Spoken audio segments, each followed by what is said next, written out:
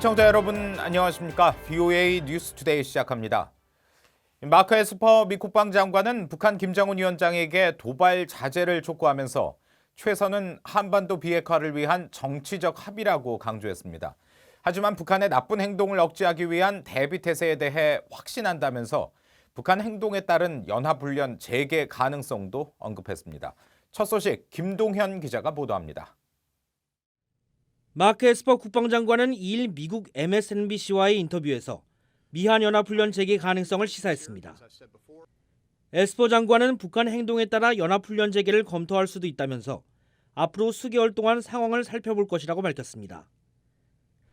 그러면서 그동안 외교의 문을 열기 위해 연합훈련을 조정한 것은 사실이고 옳은 방법이었다고 평가하면서도 본질적으로 북한과 싸워 승리하는 능력에는 어떤 형태로든 영향을 주지 않았다고 덧붙였습니다. 에스퍼 장관은 앞서 폭스뉴스와의 인터뷰에서는 북한 관련 사안에 대해 앞으로 어떻게 대처할지를 묻는 질문을 받고 가장 최선의 길은 한반도 비핵화를 위한 정치적 합의를 달성하는 것이고 미국은 그 길 위에서 계속 머물길 원한다면서 김 위원장과 북한 지도부가 협상장으로 돌아오기를 촉구한다고 밝혔습니다. 에스퍼 장관은 그러면서 군사적 관점에서 우리는 오늘 밤에도 싸울 준비가 돼 있다고 강조했습니다. 그러나 보다 중요한 건 합의 도출을 위한 외교가 가능하게 하는 것이라며 김 위원장의 자제를 촉구했습니다. 앞서 존 볼튼 전 백악관 국가안보보좌관이 북한의 위협적 발언에 대해 군사훈련 전면 재개를 요구하며 미군이 오늘 밤 싸울 준비가 돼 있는지 의회 청문회를 열어 살펴봐야 한다고 주장한 데 대해선 반박했습니다.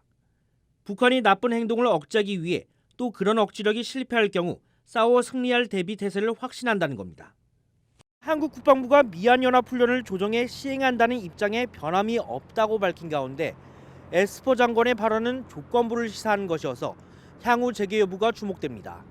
VOA 뉴스 김동현입니다.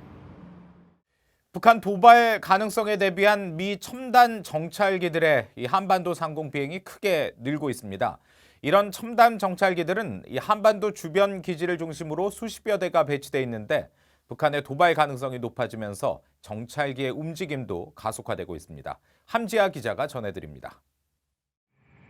최근 한반도 상공을 잇따라 비행하고 있는 미국 공군 제18비행단 소속 RC-135 계열 정찰기와 E-3 조기 경보기입니다. 이 정찰기들은 평양에서 약 1,400km 떨어진 일본 오키나와 가데나 공군기지에 배치돼 있습니다. 이 기지에는 지상 표적 600여 개 동시 추적이 가능한 EHC 조인트 스타즈로 추정되는 정찰기들도 여러 대가 보입니다. 가데나 기지에서만 파악된 미군 정찰기는 최대 20대 정도입니다. 최근 북한의 도발 가능성이 높아짐에 따라 미군의 이 같은 첨단 정찰기들이 한반도 상공에 자주 출격하고 있는 겁니다. 이처럼 한반도 일대 미 정찰 자산이 배치된 곳은 가데나와 일본 북단 아오모리현의 미사와 공군기지를 비롯해 한국의 오산과 군산 등이며 폭격기가 주로 배치된 괌 앤더슨 공군기지에도 정찰기들이 수시로 감시 임무에 투입되고 있습니다. 최고 속도 시속 630km로 30시간 연속 비행이 가능한 미국의 최첨단 정찰 장비인 글로벌 호크의 배치도 주목됩니다. 글로벌 호크는 지난 2018년 미사와 공군기지를 촬영한 위성 사진에선 4대가 한꺼번에 포착되기도 했습니다. 미국은 다양한 수단을 이용해 다중적으로 정찰 감시 활동을 벌이는 것으로 전해졌습니다. We do that through multiple platforms, Global Hawk being one of them, other air-breathing aircraft as others, as well as satellites, other technical means to gather intelligence.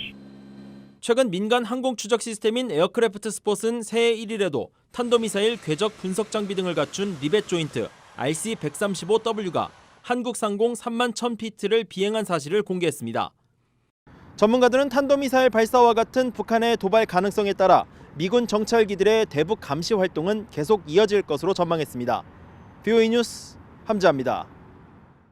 북한이 최근 당 전원회의 보고를 통해 새 전략무기 도발 등을 시사한 가운데 미한 외교 당국자들이 잇따라 만나 대북 공조 방안을 논의합니다.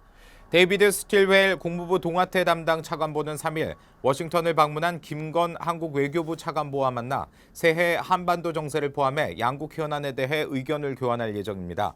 또 스티븐 비건 국무부 부장관 겸 대북특별대표와 이도훈 외교부 평화교섭본부장도 이르면 다음 주 중 만나 장기 교착 상태인 미북 협상 등에 관한 양국 공조 방안을 논의할 것으로 알려졌습니다.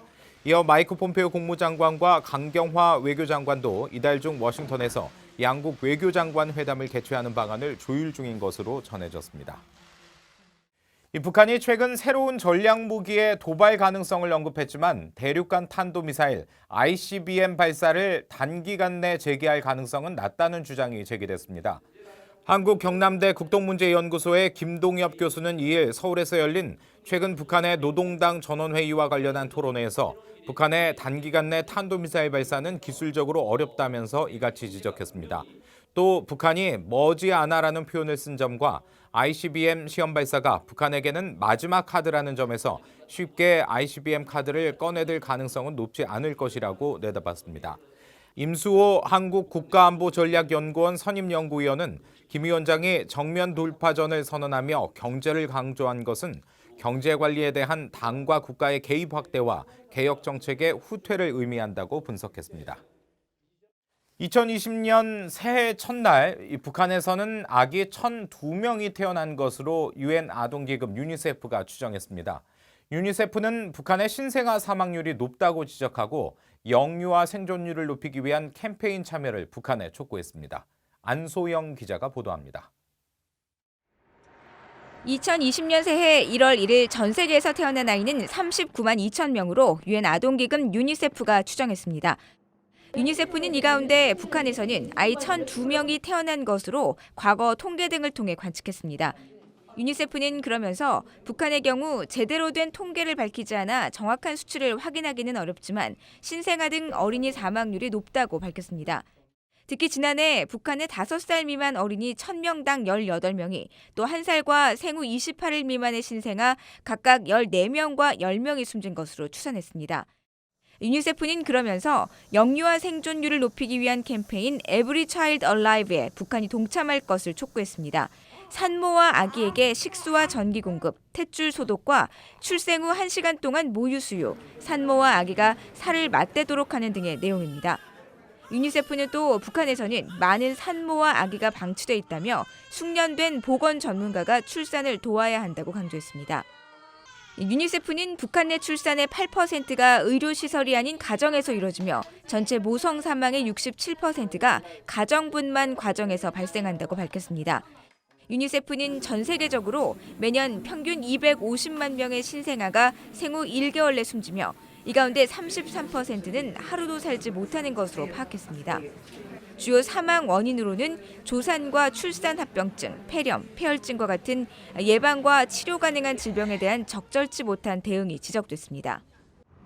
모성과 신생아 아동 프로그램을 운영하고 있는 유니세프는 지난해 예산 400만 달러로 북한 임산부 39만 5천 명을 지원했습니다. VOA 뉴스 안소영입니다.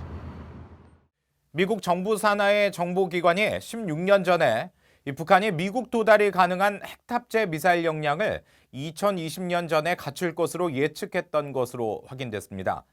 지난 2004년 미국 국가정보국 산하 국가정보위원회 NIC는 세계 미래의 지도 그리기라는 제목의 119페이지짜리 보고서에서 이같이 예상하며 2004년 기준으로 향후 15년 동안 북한을 둘러싼 위기 상황이 커질 것으로 내다봤습니다.